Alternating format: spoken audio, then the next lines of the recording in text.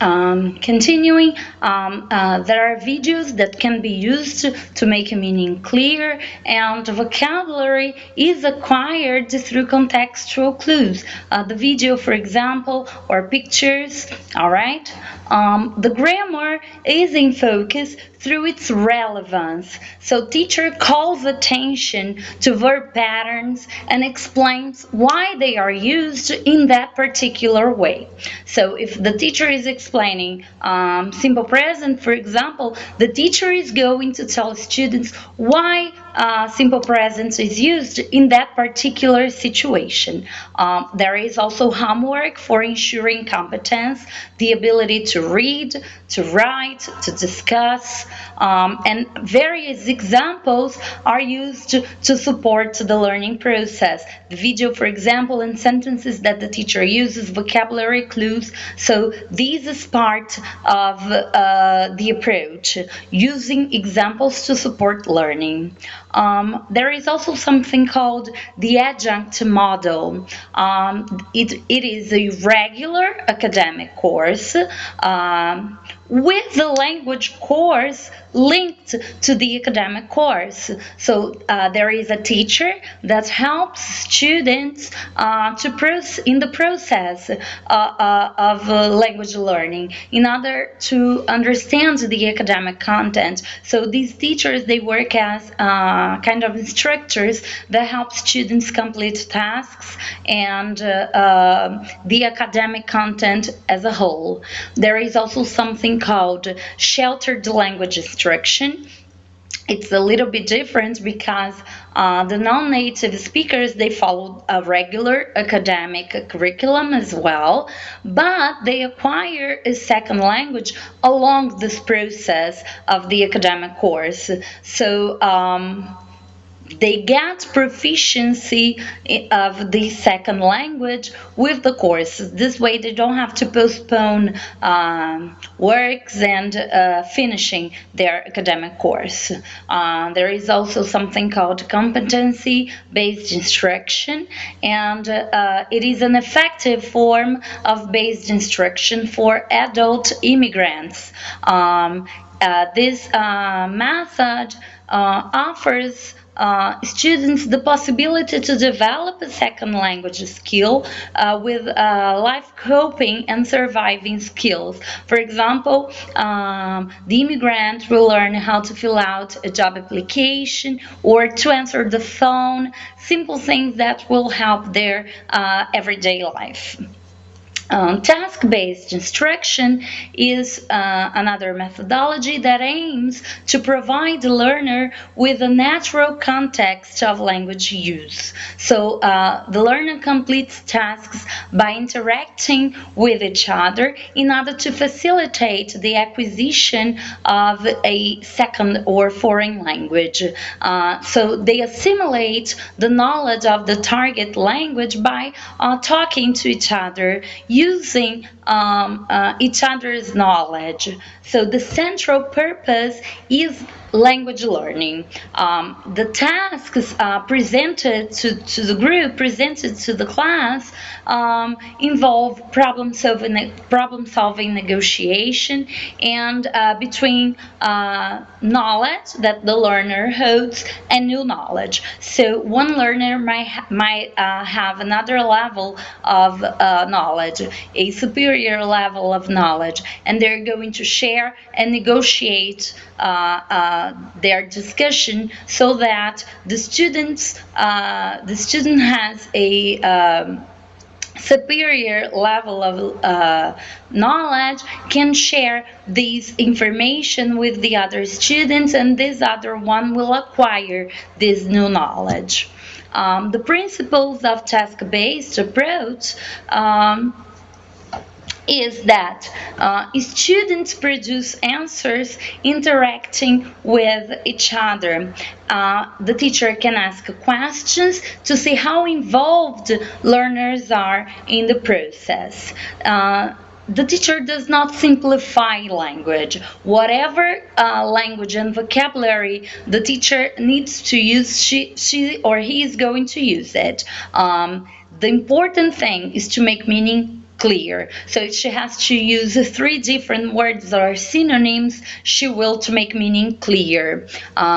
The teacher will ask WH questions and yes/no questions, all that's necessary for students' understanding based on a content. Um, there is the example of a class with a timetable. The teacher in this activity gives students to engage in authentic speaking and listening, providing the opportunity for them to develop their comprehension and speaking skills. So students ask each other questions in order to develop their skills even more through more interaction. The teacher provides the correct form of using language. So she does not correct students, she just repeats the correct form of language. There are three types of tasks for PABRU: the information gap activity, the opinion gap activity, and the reasoning gap activity.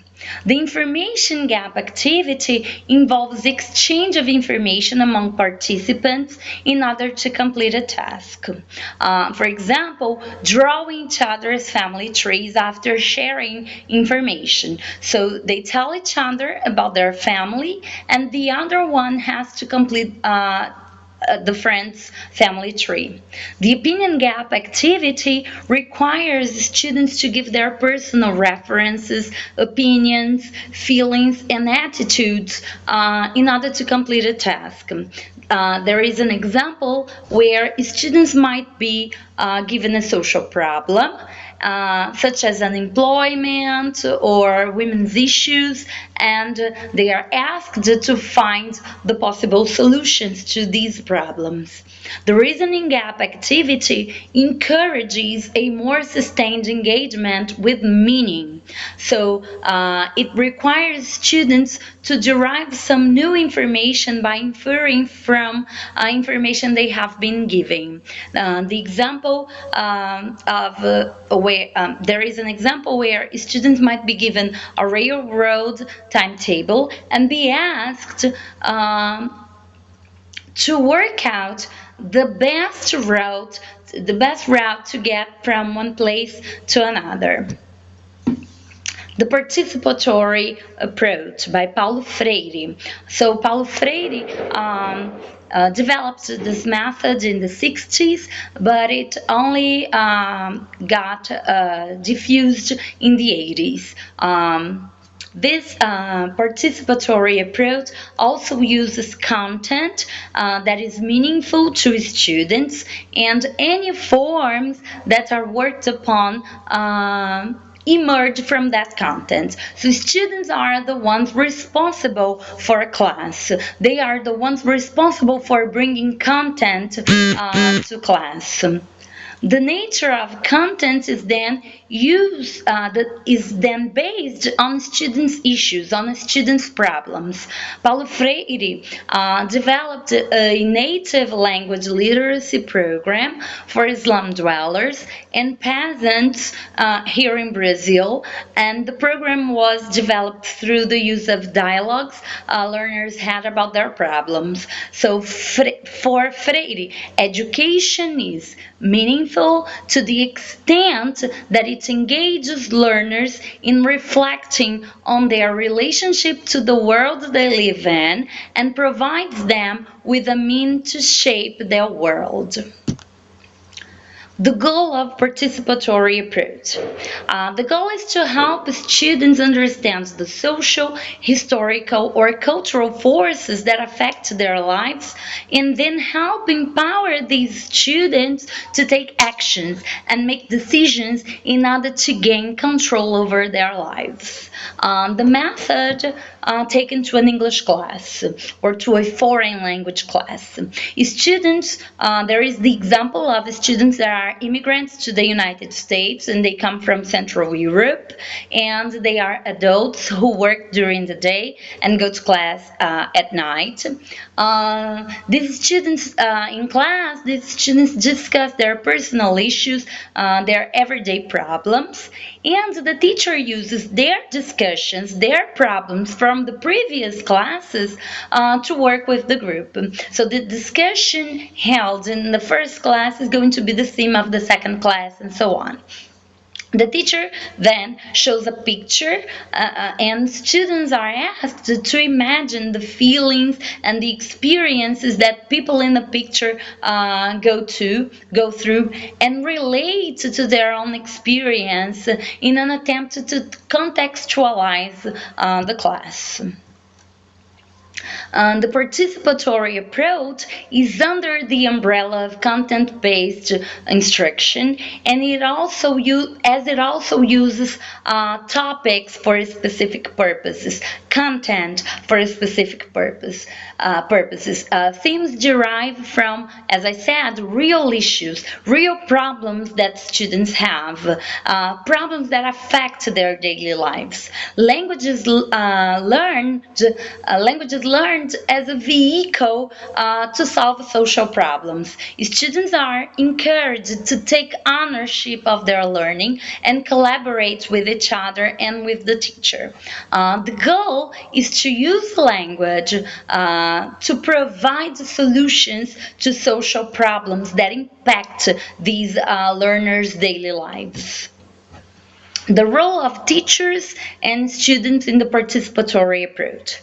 The teacher is seen as a guide, as a facilitator of the learning process. The teacher does not act as a depositor of information, and students do not act as recipients for receiving that information, for keeping that information. The teacher and students collaborate with each other.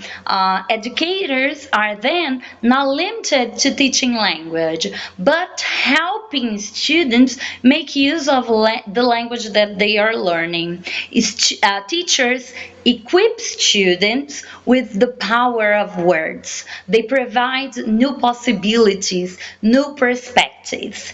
Students are the ones who generate the topics, the theme of the classes. Students are encouraged to work with fellow students in pairs or in small groups or with the whole class. Students' participation is then essential to the learning process, as they are responsible for the theme, the discussions, the solution of problems presented in class. Specifically about the class participatory approach, the topics generate from students' realities in order to make up for an authentic, meaningful learning experience, as I said before. So the topics issued in class might be women and women's empowerment, immigration, childcare, unemployment, healthcare, barriers to education, and the activities as students have to collaborate with the teacher and with each other are pair work, group work, whole class work, dialogues and discussions, problem posing, and problem solving. The vocabulary used. The vocabulary items are specific to the theme to enrich learning. And this vocabulary is used to writing, speaking, and reading exercises.